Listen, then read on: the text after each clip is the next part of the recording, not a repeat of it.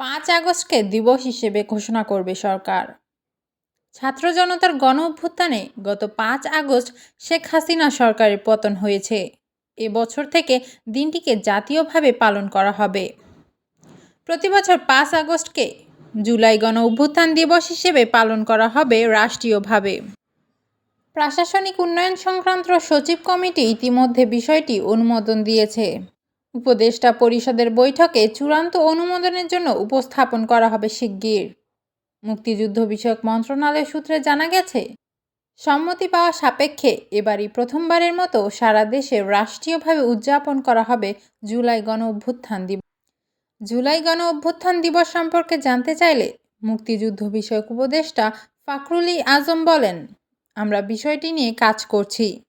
জুলাই গণ-অভ্যুত্থান দিবসসহ জুলাই গণ-অভ্যুত্থান অধিদপ্তর গঠনের প্রস্তাব অনুমোদনের জন্য মন্ত্রিপরিষদ বিভাগে পাঠানো হয়েছে। দেশে আরও একটি গণ-অভ্যুত্থান দিবস জাতীয়ভাবে পালন হয়ে আসছে। প্রতি বছর 24 জানুয়ারি পালন করা হয়ে থাকে বাঙালি জাতির স্ব-অধিকার আন্দোলনের অন্যতম প্রধান মাইলফলক 69-এর ঐতিহাসিক গণ-অভ্যুত্থান দিবস। এ দিনটি গণ-অভ্যুত্থান দিবস হিসেবে আমাদের মুক্তি সংগ্রাম ও স্ব-অধিকার আন্দোলনের ইতিহাসে স্মরণীয় হয়ে আছে।